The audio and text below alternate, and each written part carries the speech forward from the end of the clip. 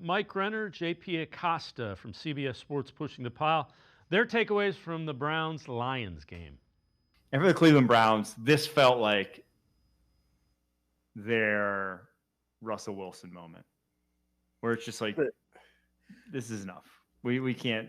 I know we won last week. I don't know how we won, but I know we won last week. But like, the offense is still just putrid, and it doesn't really have to be. I mean, the O-line's not good, but it doesn't have to be as unexciting as it is with Joe Flacco.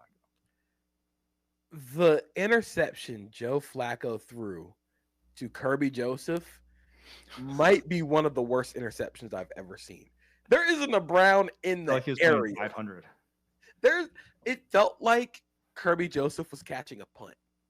Yeah. Like, if you would have told me, if you could have told a person who never watched the Lions that Kirby Joseph was on offense and he made a great pass to move the chains.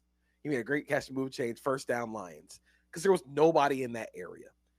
It does feel like their Russell Wilson moment, because if you're going to try and be competitive, in which you still want, even though the Browns are not good, you want to try and compete.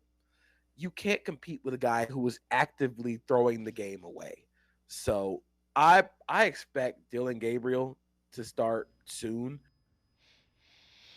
Lance, you know my thoughts. I've resisted at this point.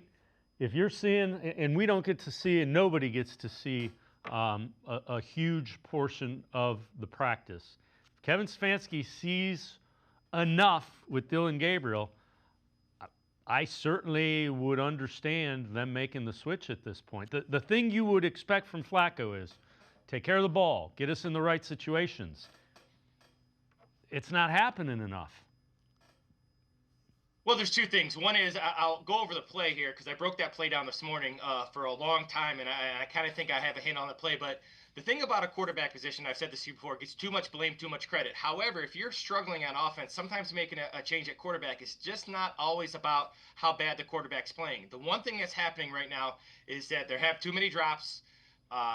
Their run game's not really good, but really the huge problem for me is the pass protection. The pass protection is absolutely horrendous. And maybe it's time to go to Dylan Gabriel just because he can get outside the pocket a little bit. And that's how you can keep Joe Flacco invested as well. Remember, when you start a rookie quarterback, some of those issues happen as well, some of those rookie issues. So it's sometimes it's the easiest thing to do. It's the easiest thing to say. When you go back to that play was as much on Ted Tillman as it was on Flacco. Now, the throw, it was awful. And I'm not defending the throw. But it looks like it's cover two. They move the back out. The linebacker goes with the back. It looks like on the outside, Tillman can run a hitch or a fade. He runs a hitch into press coverage, which makes absolutely no sense. And then Flacco throws a terrible ball. So Flacco compounded an error with an error.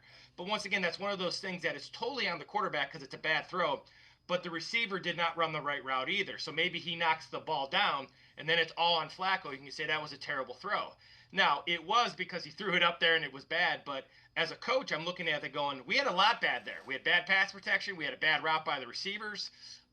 We didn't recognize coverage when the back went out. There was a lot wrong with that.